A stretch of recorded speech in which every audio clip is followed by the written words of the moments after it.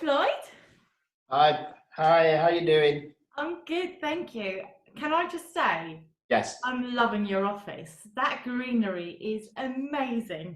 You've been here before? I have, but I can't remember it being so green. Yeah, well, we did. You must have seen the plant wall, and we have added a lot of plants. That's amazing. I didn't have any plants before lockdown, so I'm starting to get a bit of a collection here. Yes, excellent. What have you got there? Oh God, don't ask me. It was a mystery box from one of the independents. Okay. Yeah, and I've got another one in the other room. So, and I've had to, oh bless, my neighbour, I've just got it here. She brought me over because I said, oh, I've never looked after plants. And she brought me this. It's like from the 70s or something. It's great. So I'm trying to figure out what to do. And you know I've been growing avocados, don't you? No, I didn't. No? No, I wasn't aware. Oh my, okay. Well, let me just turn the table around.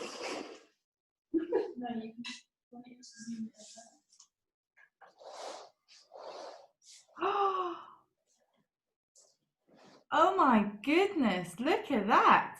And this one, I put this seed in when we went into lockdown on the 23rd of March. And yeah, that's what's happened to it since then. I call it COVID. Called COVID.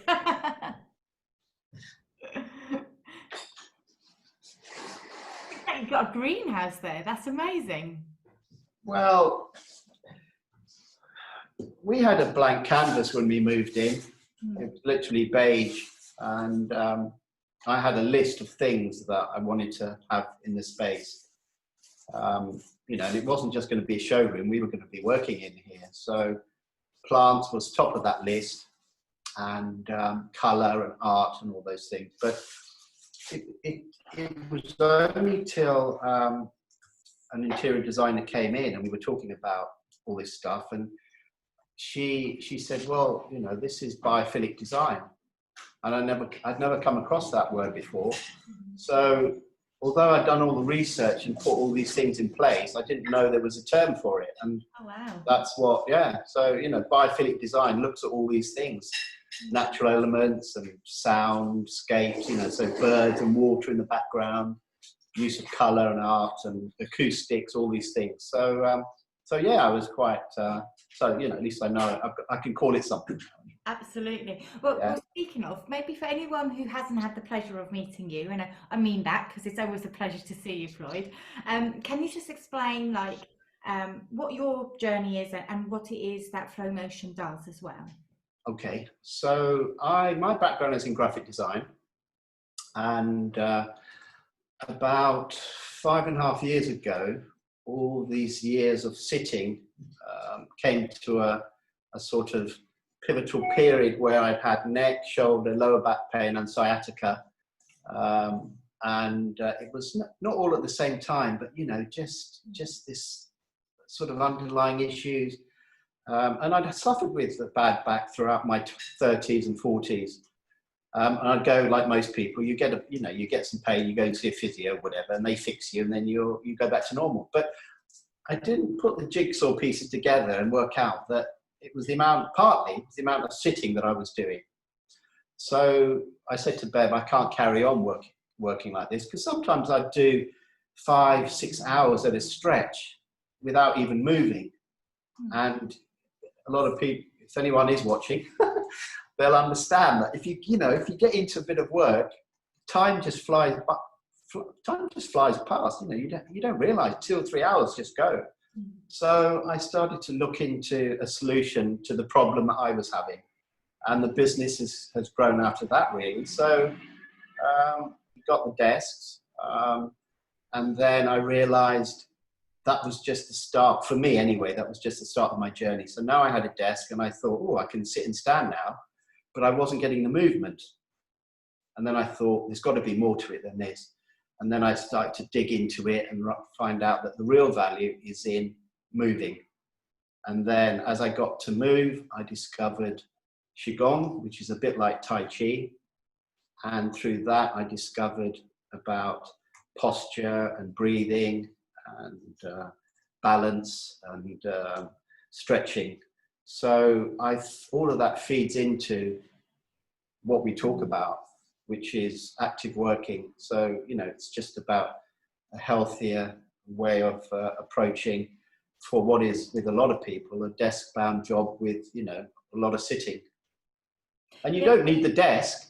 You don't need the desk to do this. You just need to be able to, you know, say you set a timer and you just get up, say every 40 minutes, and you do, you know, stretching, breathing exercise, or some exercise. And that can just be 2 or 3 minutes. No, absolutely. And I have the pleasure of having one of your desks. You have? Yes, absolutely. And I've actually had to let go of the privilege because my other half has taken it over. And he loved it. Yeah, he loved it. And I was like, don't you dare take that to work. That's staying here when you go back. So you can talk to your employer and you can buy his own. So how long has he been using it? Well, since lockdown began. So he started working from home a bit earlier than that because I'm in the vulnerable category, but yeah, so since March, Right. and at first he was very reluctant because it has like the different levels, and he's got You've got the desk riser, yeah. Exactly, and I was sort of showing him how to put it up, and he's like, oh, but all the cables. I was like, no, it's fine, it all feeds into there. So so the first week I kept saying to him, well, why don't you stand up for a bit? And like when I would chirp past the office. And now, yeah, he doesn't want to go back to his crappy desk.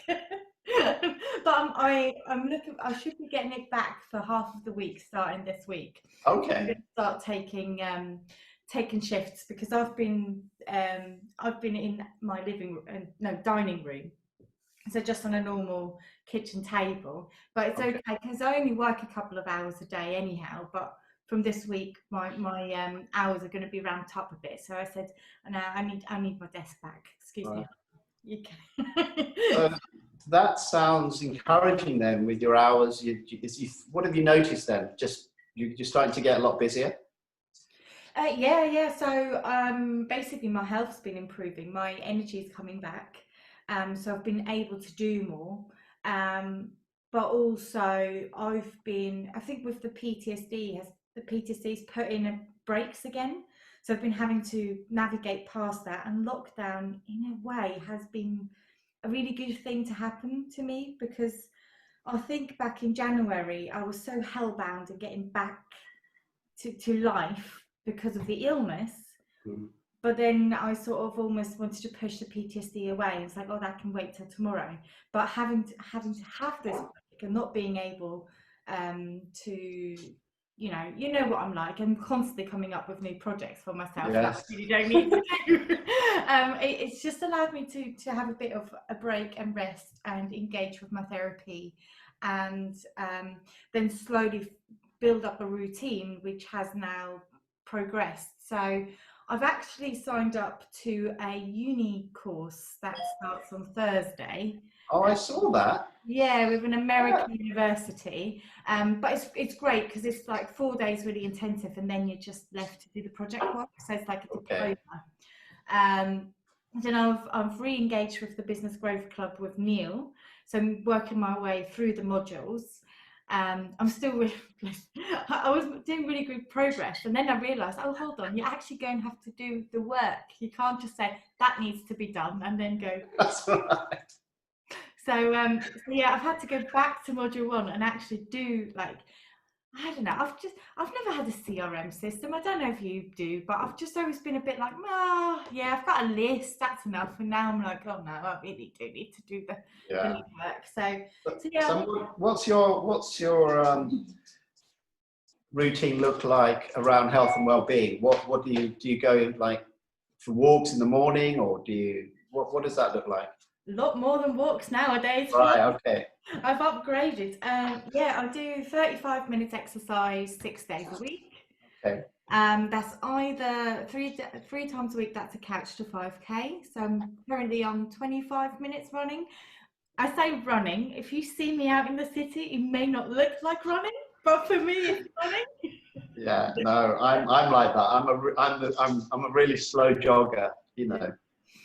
And it's frustrating to see people walking past you. Like, what? Getting lapped by people. I'm like, oh, but yeah, that's improving, and it's really, I must say, the Catch to 5K app is fantastic. You don't really need anything fancy. Yeah. And then I'm still working with Carl Brooks as my personal trainer. So what we've been doing, instead of having obviously a week in his studio, we've been having 3 times half hours on video call, and he's been putting little things together for me. So I've been doing different strength training using elastic bands.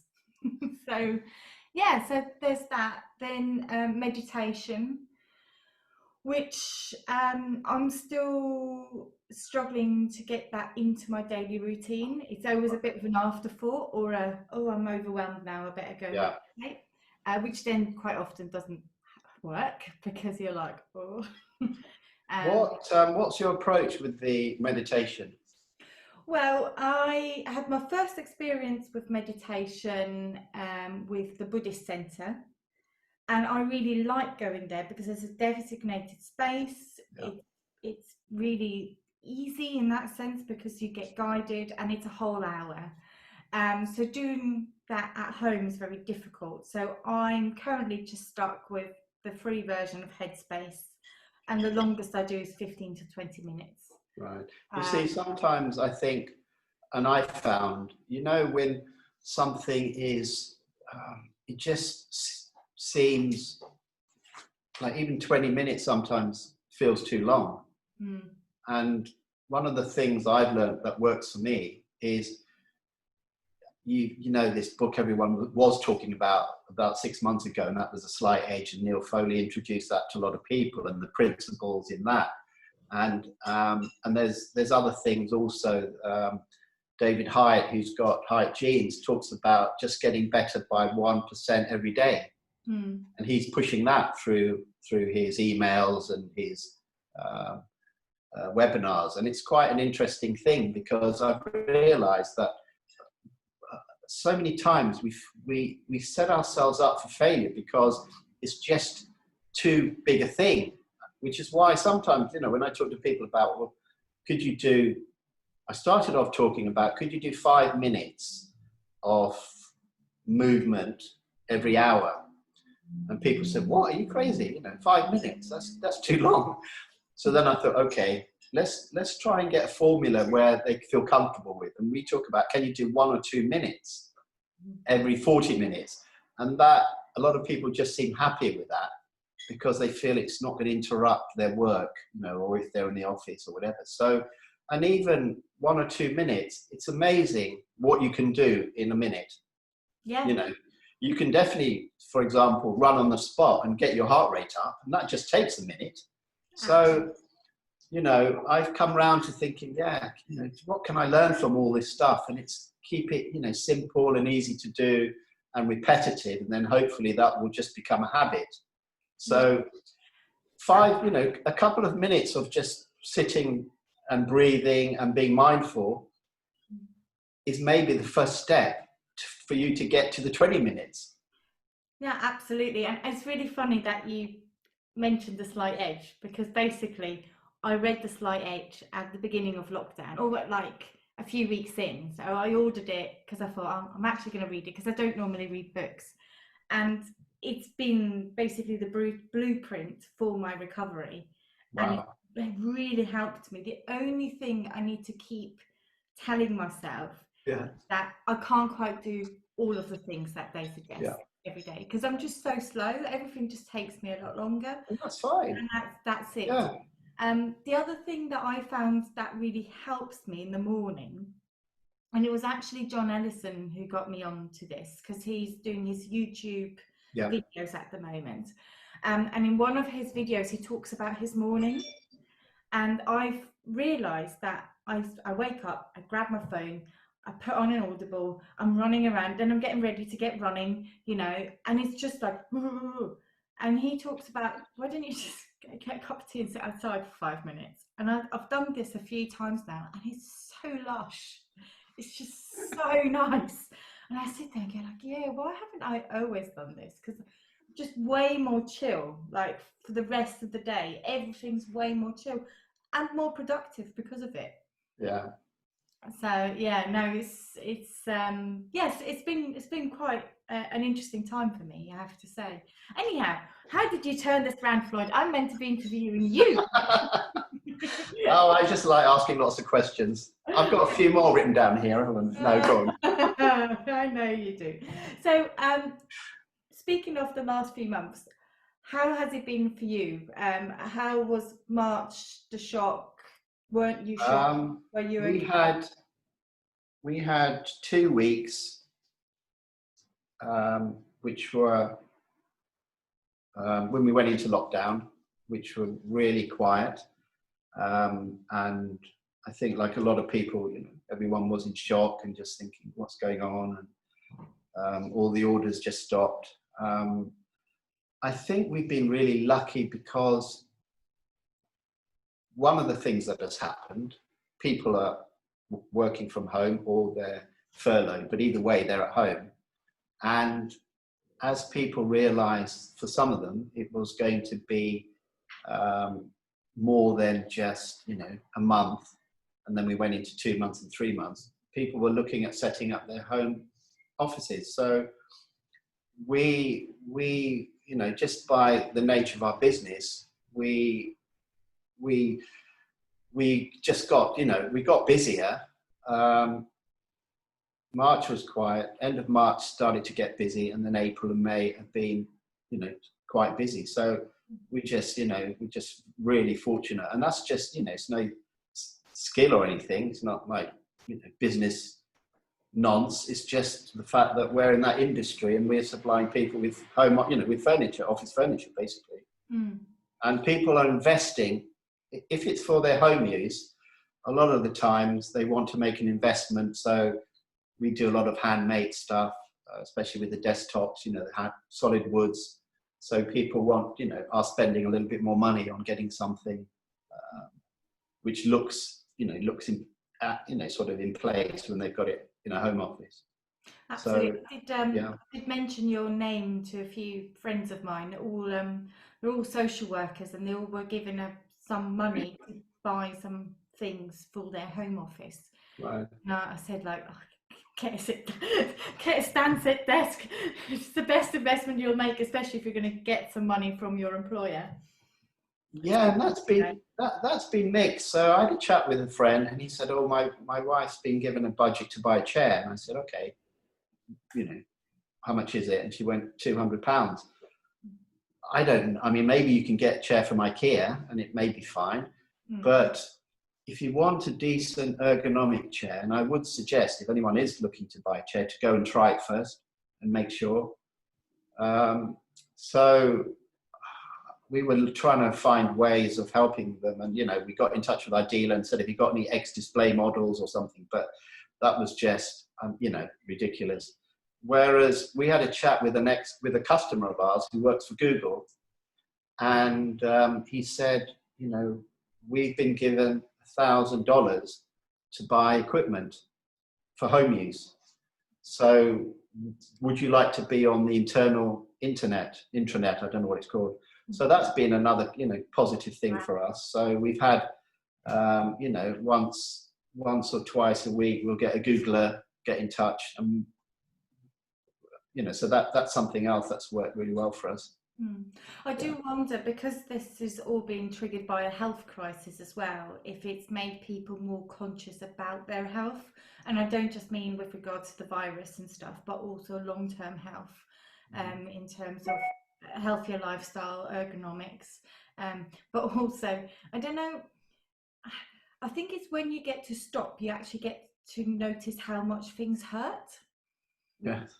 So, because when you're constantly in the flow and you just sort of ignore your backache, you ignore your hand aches, but actually if you got a break and you're suddenly going, oh God, you know, I've got another 30, 40 years to go with these, that you may start to research. Well, that'd be quite an interesting study to find out. Well, I wish I know now what you know, when I was in my 20s and 30s, not once did anyone We never had any DFC assessments. We didn't, anyone, come and look at our computer setup or breaks or looking away from the monitor. And this was quite transformational because I was in that graphic design business, and the Apple Macs, were coming. I'm giving my age away now. Was starting to come in, and using the mouse and all these things. We didn't have these conversations, and I think partly that led to all musculoskeletal problems that I had. So we really try and talk to people about being proactive, not reactive. And I'm starting to think for my own health, what do I want to be like in 10 years' time? So I'm planning not for 3 months or 6 months, but I'm trying to just get into a routine where I'm thinking 10 years, what do I want to be like? I want to be flexible. For me, flexibility is the key. I just want to be loose and relaxed and be able to, if I get grandchildren, play with them and be able to run and move, all those things. So that's the important bit for me. And if anyone wants to try Qigong, I can 100% recommend it. Because in that one therapy, you've got posture, you've got movement, you've got breathing, and you've got meditation. And it all comes together in a form of, it's a bit like Tai Chi. Yeah. So check it out. That's great. I'll put that in the notes for things to check out. That's amazing. So we talk, you love self-development as much as what I do, and we both talked about the slight edge. Is there anything else that you've been engaging with lately, either books or Audible, podcasts, courses? Yeah, there's something I've come across recently which is called laughing yoga. Have you heard of it? I've seen it on the news before, I think, but right.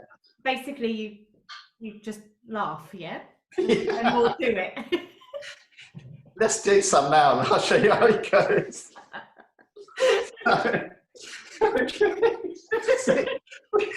We haven't even done it, we're laughing. So we literally do 1 minute of laughing yoga and we'll see what you end up like afterwards. So you just put your hands in front of you. Right, okay. yeah. And then have you got room? And then as you go up, you breathe. And then when you come down, you just laugh.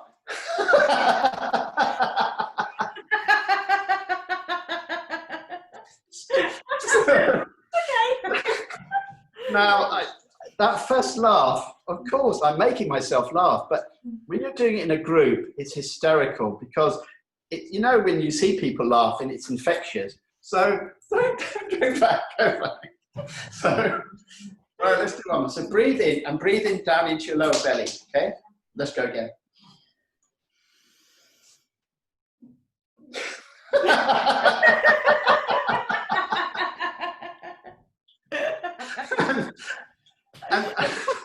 And when you come down, the idea is that the laughing expels all the air out. So you're really working your lower, your stomach muscles and everything. But the laughing just helps to get all the air out. And then you do that, and then it leads into some other exercises. And there are online classes, and it looks hilarious. And that's one other thing. We don't laugh enough. We don't have enough fun. And I think if you're at home, you don't have to be embarrassed because, there's no one watching you or listening. And I think, we can just be a bit more playful. I love that. And what I love even more is that the other half knows that I'm recording a vlog. And it's probably going, what on earth is going on down there? But the other thing is, the science proves that laughing is good for us on so many levels, and you get a body workout, but also you get a mental workout as well. And I think it's a good way of just centering you. So, it's pulling in all sorts of things that, okay, you might want to go and do some meditation or some exercise or something. But I think laughing yoga has got, a lot going for it. So it's something I'm going to look into. And there's going to be online classes. And I know there's a laughing yoga place in Norwich somewhere. Mm-hmm. So that's something I've come across recently. What books have I been reading? I've been reading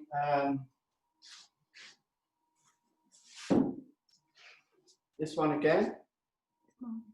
Oh yes. Yeah. I've heard Neil Foley is preaching of that. Yeah. Isn't So I read it and I made lots of notes, but it's a sort of book that you have to go back and reread, and then things start to stick, and then you find, you know, that you're implementing some of these things. So I found that a really good book. It opened my eyes to lots of things about how we use social media and building your own sort of tribe, you know, that nobody else. So if we're using Facebook or Twitter, those followers, they're not really ours.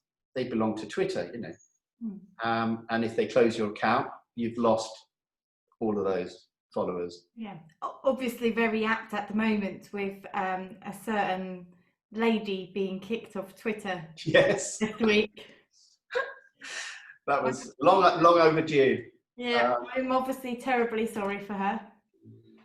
And Seth Godin talks about operating in a niche and in a swimming pool, and that's an analogy he uses, you know, where you build your business in a swimming pool instead of the ocean, and that's where you focus your time and energy, and look for the customers, you know, that are a good fit for you, for what you believe in, and your ethos and your purpose and brand, you know, all those sort of things, which people are having conversations around all the time. Yeah, I was going to say, I think I haven't read Seth Godin yet. It is on the list that is expanding more and more.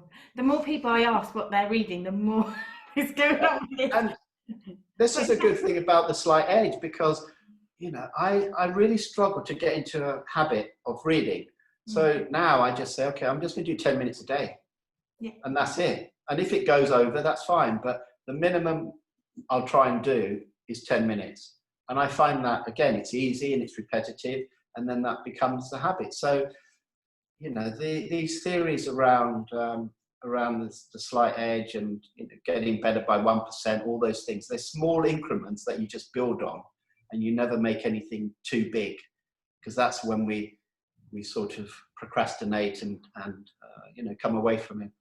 I really like the word simple, that keeping things simple. And Definitely. the other thing I really been really liking at the moment is, because people are asking how are you getting on, and I just came steady.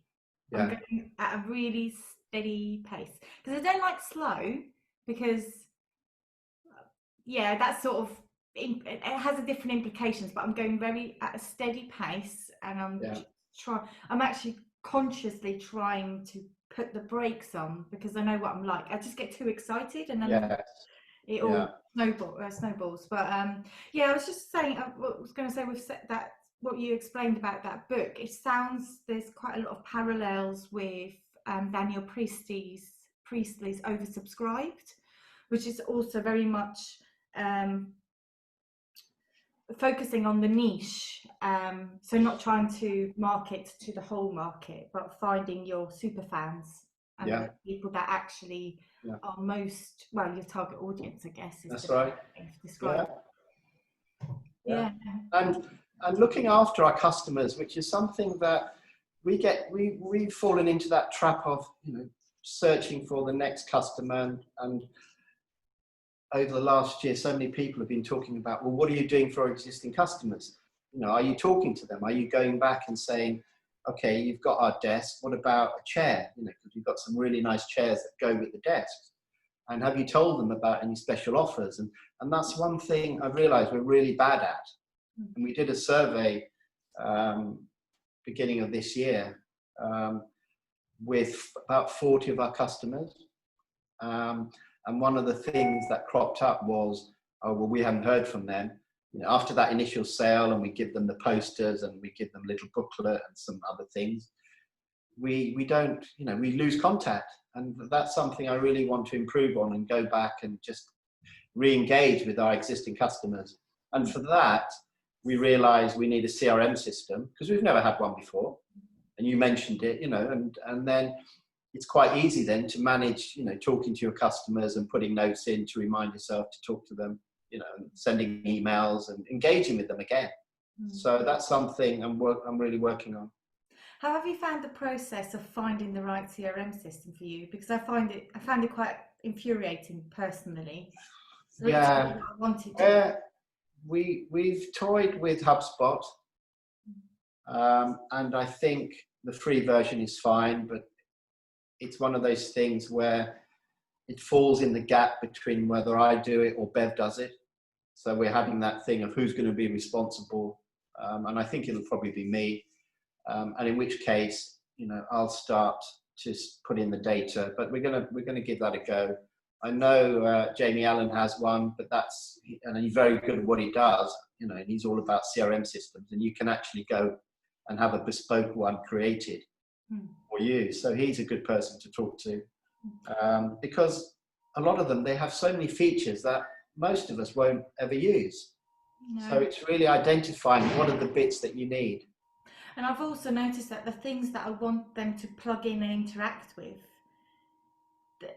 they don't all do it. Well, the only one who does everything I wanted to do is the Salesforce one, which, let's be honest, no one can. I don't know how anyone affords that. I mean, small, not solopreneurs, not small businesses. It's just, and then it does loads of things that I really don't need, but those key aspects. So I'm currently playing around with HubSpot, and I think, fingers crossed, that's also the free version, because that's the other thing. I've set myself this goal of trying to do as much as possible without more expenditure. Because I live in the events world. I don't know when I'm gonna, make money again. So I'm trying to do as much as I can on the free.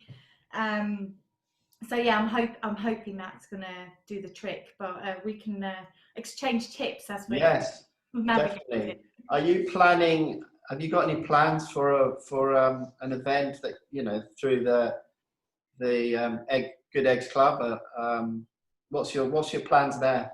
Yeah, well, yes, and not anytime soon. So, but then maybe yes. So I'm doing I'm starting this course, diploma, called Event Design. Right. Yes.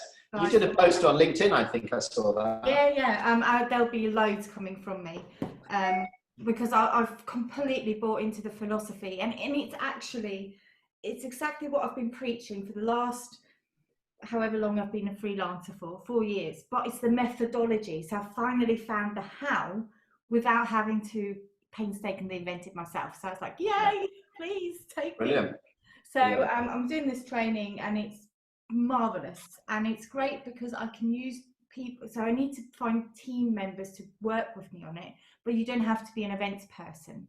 I just need input from the outside. So I'm looking to utilize the Good Eggs as basically a case study for this, and that will be my diploma work, but also it will help the Good Egg entrepreneurs in terms of its structure and how I want it to progress.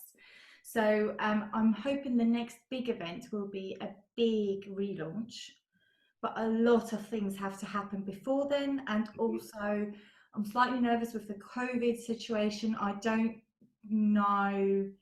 I think there's going to be a very small window where we can do events, and then it's going to close again. Okay.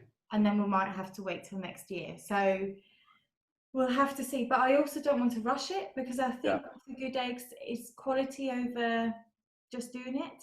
I want it to be good.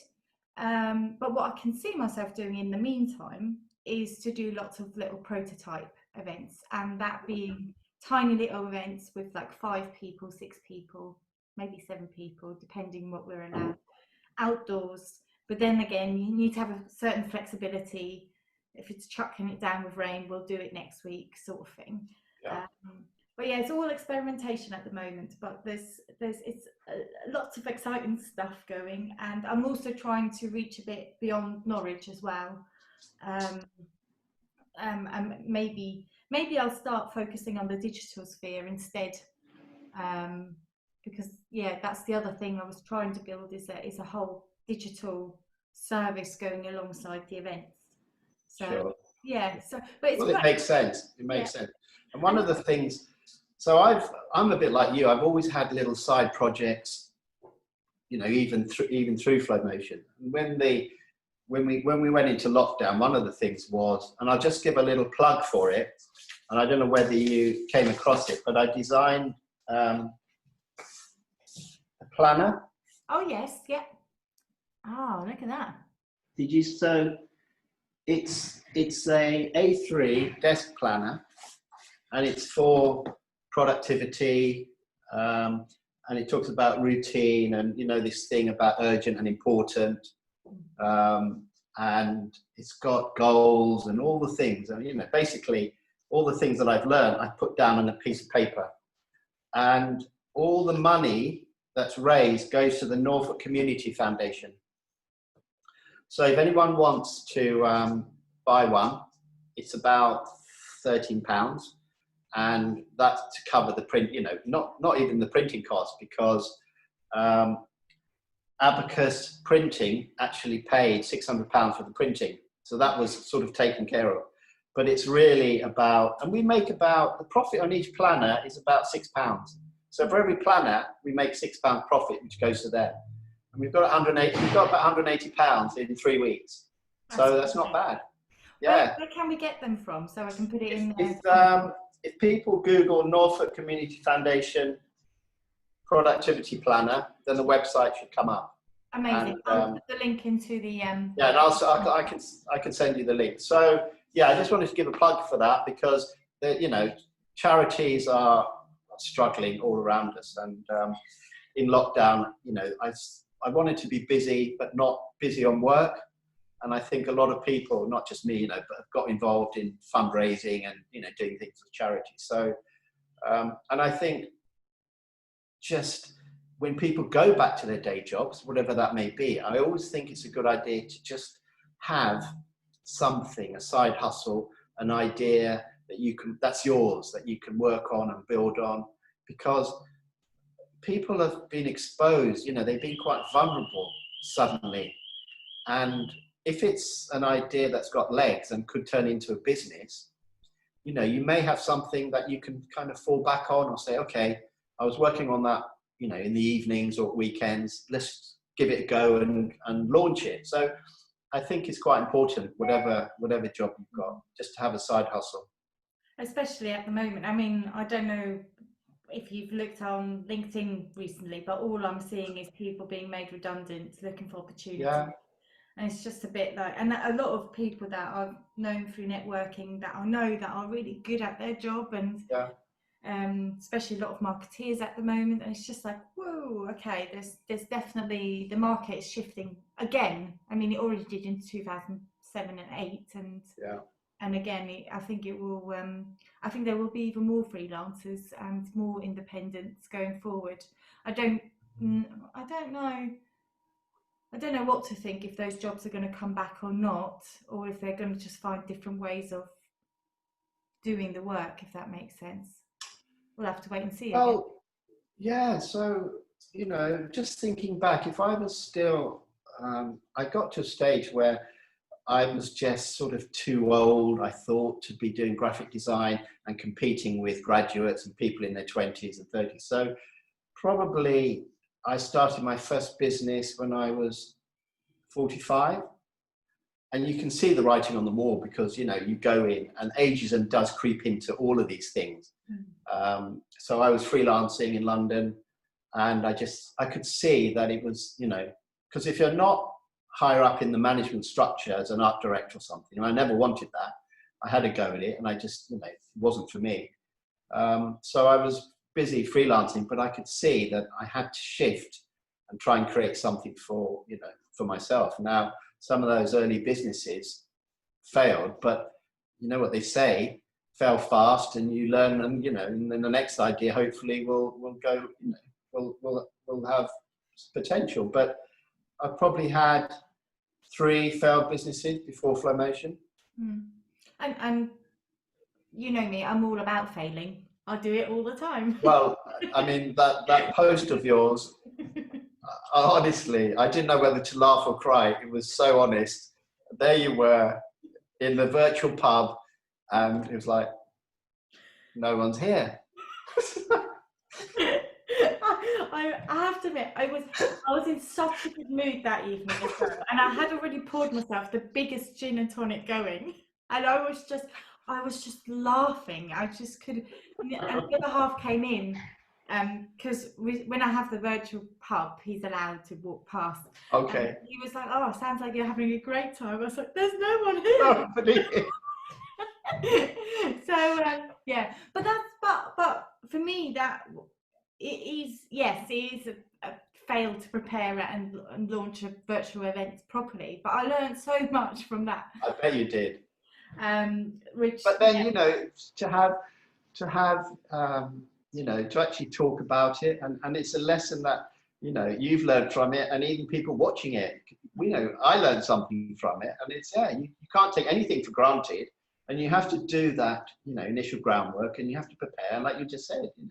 yeah. You can't just expect 10 or 20 people just to show, you know, to show up with, I don't know, you would have mentioned it on Twitter and LinkedIn and but that's the thing, I didn't plug it much because I didn't want it to be, because at the time I was really conscious that lots of, you know, we have 70 people on our list. Yeah. All those 70 people are having a very different experience. Yeah. Anyone with young children was just, you know, don't even bother calling them. Just let them do their things. Then you have another section of people who were extremely anxious about losing business, about everything melting away. You would have people who are living alone, who are, you know, missing out on social contact and just want to speak to someone. And then you have those that are celebrating themselves in self-development and having a brilliant time. Well, I don't think actually anyone has that, but baking banana bread, yeah. So I just didn't want to push it because it wasn't like an event, but I wanted to say, hey, we're here. Yeah. If you need us, this is the time. And in that sense, it was an absolute success because it means no one needed us. Yeah. Great. Everyone's fine, you know. Yeah, and actually you said about sharing it on social media, because you know, I've had people ask me, it's like, are you mad? You can't like put that on LinkedIn. I was like, no, I've made a promise to myself earlier on this year about being authentic. That's what I am. Yeah. And when things go wrong, I own up to it and embrace it and celebrate it, and you move on. Yeah. And that's the point. But that feeds into, you know, if somebody's thinking of working with you, you know, and a client, you want to take on a new client, and they see this stuff, and people do their research, there's an honesty there. So, you know, they'll know that all your dealings with them are going to be really, you know, transparent, straight up. You know, there's no sort of, you know, subterfuge or anything like that. And I think that's it just works, because especially now with so many things, all this stuff going on and people jumping on bandwagons, that only lasts for so long, you know, and then they'll find the next thing to jump onto. So if you've got, and I know some people just think it's overrated, this, you know, this sense of purpose and authenticity and everything, but I agree with you. It does matter, and I think it's really important. So I think, you know, when things do pick up, you'll probably have a conversation with somebody, and they probably saw that video and said, "That's what made me get in touch with you, because I want some of that," you know. Yeah, well, I also, that's you. That's your brand. That's me, and it's not even my brand. It's just who I am, and it's just who you are. Yeah. And that's the thing. I think for so many years, I tried to be polished, and I tried to be a bit corporate and be a bit together, but that's just not me. I am a bit weird, and if you don't like it, then, you know. So I think in a way, I've just learned to embrace me. Yeah. And I also realised that people actually like working with me because of that. Yeah. Because I don't, you know, I can be a swan, you know, and peddling, but in my after report, I will give you the full lowdown of everything that went on. Yeah. You know, I am conscious of what you really need to know, and not stressing you out. Of course, yeah. But at the same time, it's like, I like the type of work that I do. I love doing work that is a bit edgy, and when you do things that are a bit edgy, things always go wrong, you know. Yeah. I mean, I couldn't think of anything more boring than organising I don't know, a breakfast or a dinner, and they said, no, we just want that, and I'd probably go, yeah, just Yeah, you probably wouldn't do it. No, I'd just be a bit, you know, you'd probably, so I'd much rather go, oh yeah, we can do a dinner, but can we do some stuff with it and do it interesting? So yeah, anyhow. And that will attract the sort of clients that you want to work with. So yeah, absolutely. In the future, when we can go back to work. Yeah. I know the people's, this new normal. I don't know. I think if there's one trend, it's around flexible working, which I think is a great thing, and probably brought that forward by 10 years. And people have experienced what it's like working from home and the autonomy it gives you. And if you've got children, you can work around them, although you've got the added pressure of, home education and schooling. But you can, you haven't got that commute. And some people, we had a customer in this morning. He said he's working from home. He came in to have a look at some desks. He's saving 3 hours a day. The fact that he doesn't now have to go into London. And he's loving working from home. I know it's not for everyone, but I think that's where the flexible working comes in. 2 days from home, 3 days in the office or whatever. Absolutely. And I mean, with the kids scenario, I have to admit, I am so glad we don't have kids yet, because this would have been so much harder. Yeah, and definitely. I have immense respect for anyone who's homeschooling or has toddlers, or just because they're in your face all the time. You can't even palm them off to the grandparents, Right. So I wonder if we're all also going to just be a lot more appreciative of, nurseries and help or family where you can go. Yeah. But I think this is probably where if and it invariably is women that tend to do most of that, childcare. Now suddenly with the partners at home, they have to be pulling their weight, and it has to be an equal thing. But I think, just going back to when we had young children, it was really just getting into a routine. That was the important thing. And if you're going to say, right, we're going to start our schooling at 8 o'clock or 9 o'clock, you stick to that, and you do your hour, and then you have some exercise, and then you go back and do another hour or so. And I hope that a lot of people have discovered that, and just sharing some of that burden, because if you get one person, who's doing most of that, then you can see how it's going to unravel, and then, It is difficult. I also think that parenting's just changed so much as well, because when I was little, I didn't even have a mobile phone until my 20s, or an iPad, or the fact that both parents would be working. My mum didn't work, she was at home full-time mum. And that's just how it was. And now it's a whole different ball game. So something for me to look forward to over the next few years. I've already said the other half, you better pull your weight. Mate, you better pull your weight. So no, that's great. And Floyd, we've gone way over the allotted time. Oh God. Which is fine, absolutely fine. It just means we had a fantastic time, and it does mean we're not going to have time to fit in the question. But I must admit, you had questions. Yeah, I normally pull out a really random question, but then our conversation's sort of covered for that anyhow. So good. That's amazing. But Floyd, thank you so much for your time. It's been. Thank you for your time. I hope I will see you in the not too distant big cocktail and all the good eggs together. Yeah. Yeah, definitely. Fantastic. Great chatting with you. You too. And don't forget. There you go. Bye-bye. Bye. See ya.